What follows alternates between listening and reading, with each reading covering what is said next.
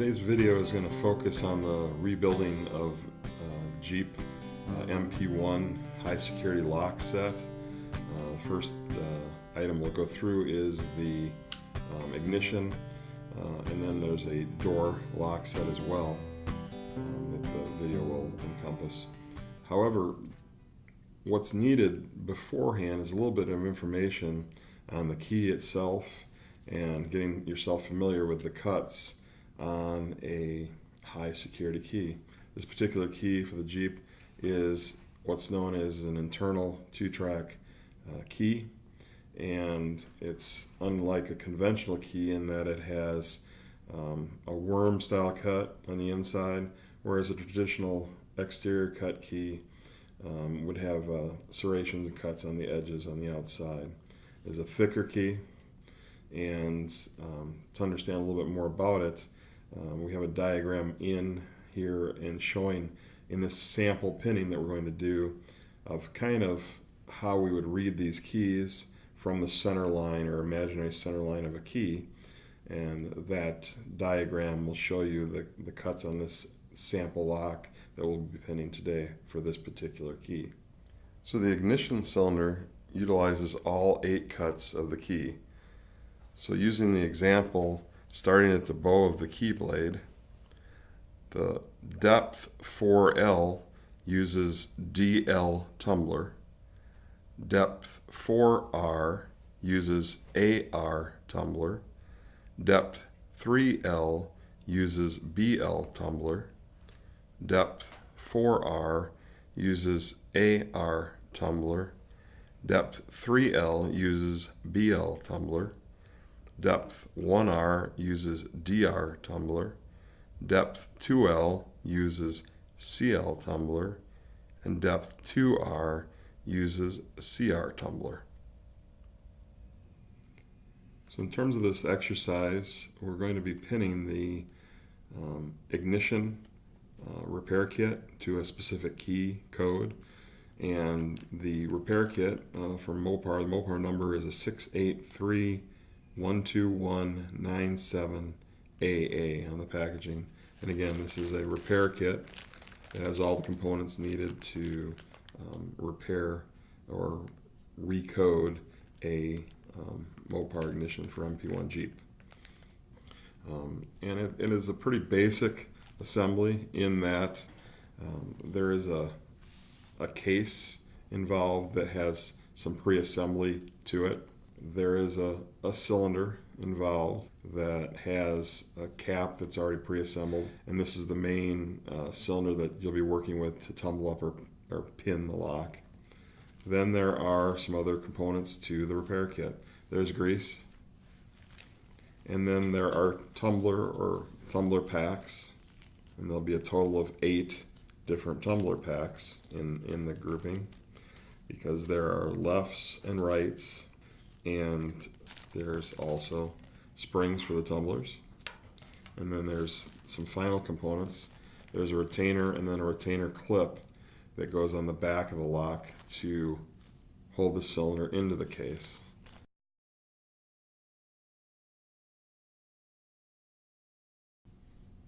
Okay, so in the earlier part of the video, we showed graphically how to read the key and talked a little bit about the cylinders themselves and the left and right hand side, but showing you a little bit more about how these cylinders are laid out. I'm holding this cylinder vertically with the face cap down. This is the ignition cylinder, and what I'm doing is I'm identifying the left side. So you see I have a true left on this side here, and that there is a tumbler ward that is closest to the head of the cylinder with a spring hole. These 4 positions are the left hand side, and those will require left hand tumblers, and these are numbered. The tumblers are such that they have ABCD left and ABCD right, and so there are no numbers associated with these particular tumbled locks. It might be a little bit different than you're used to with one right or one left versus a letter. So just keep that in mind. So if you turn the cylinder around, you flip it around. This is your right side, true right side. You're once removed from the head of the cylinder, so it's back one ward, and these are your right side. And we're going to be pinning from the head to the tip of the cylinder, and that's how we'll go through this exercise. So based on the key cuts, I have laid out my tumblers in this area such that I have on the left my left hand tumblers, and that's what we'll start with, the tumbling of the cylinder. And then I have my right side tumblers, and we'll do that last. So to start with, in any operation of pinning, we'll want to put some grease for lubrication in the tumbler wards, a slight amount of grease. So I take the grease pack that's provided and just put a little bit of grease down in each of the 4 tumbler wards we're going to put the springs and the tumblers into. And what I'll do is I'll start with the tumbler springs and do those first in the spring hole. So I'll do them all at once. Get that out of the way.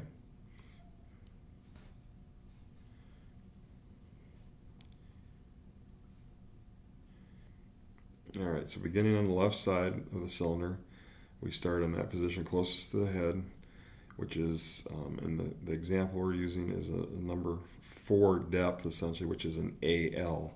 So I have an AL tumbler set up to go in and put it in there, and it goes in up against the spring. And then the next one is a BL, which is essentially a 3 depth. And so I'm going to put that one in.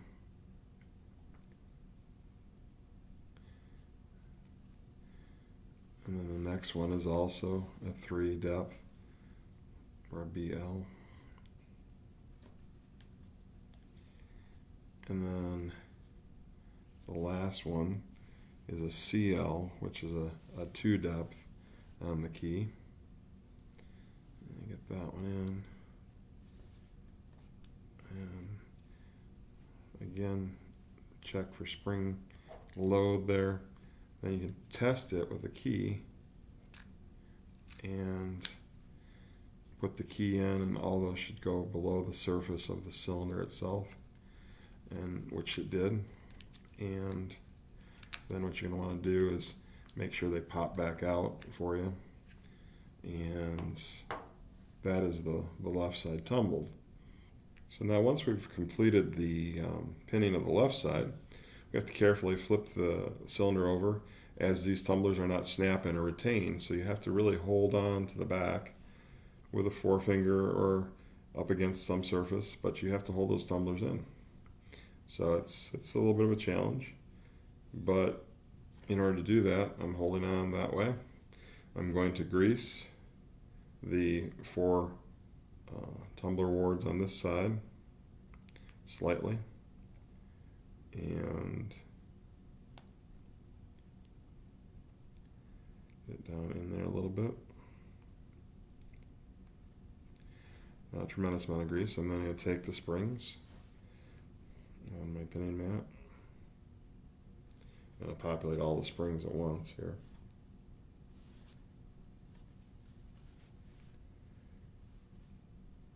Get those done.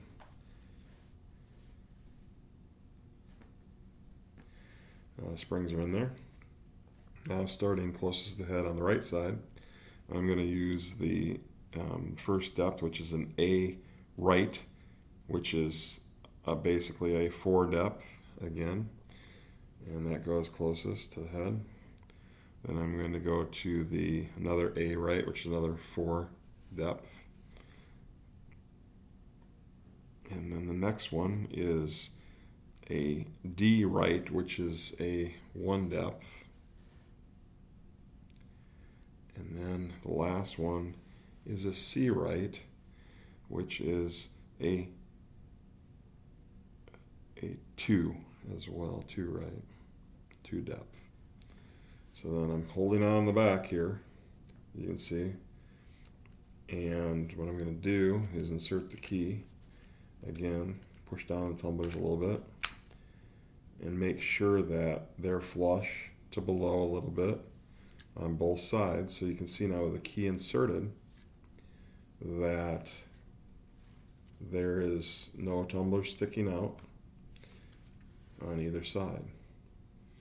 And I'm going to slowly remove, and the sidebar is engaging a little bit on there. This is what is pre-assembled, and it might hold those tumblers in a little bit, and you need to work it in and out a little bit, but ultimately those tumblers will fall out if you don't hold them in. So I'm going to turn this around vertically, and there's one piece that we have to do next, and it's called a retainer, and it's a small piece that fits in the cylinder. A little retainer piece has a couple legs that fit down in the slot of that cylinder. So when I drop it in, it pretty much disappears down in there. So I'm going to go ahead and I'm going to insert it, and you'll see it go down in there. And that has a little bit of a notch feature that'll engage once you put it into that case. But right now, I'm going to put the key back in, draw those tumblers down, and push that retainer up a little bit. And now we're ready to take that tumbled cylinder and insert it into the case, the pre-assembled case that comes in this repair kit.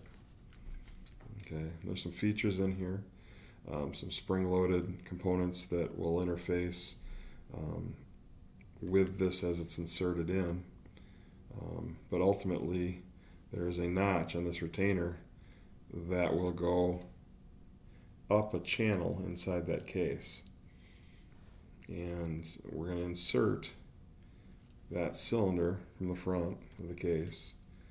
And like I said, there's a feature, a notch on that retainer that will follow the channel inside this case. You kind of get an end shot on there. You can see that channel that's going to kind of follow along. Now I'm just going to kind of put it in there, and I'm going to line up.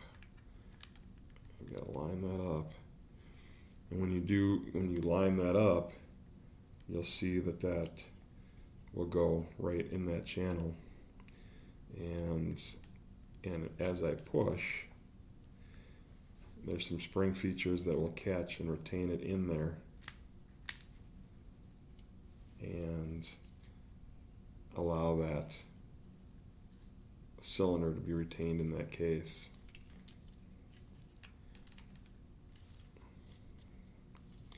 And then there's a final step that holds it together, which is this E-clip, and we put that on next.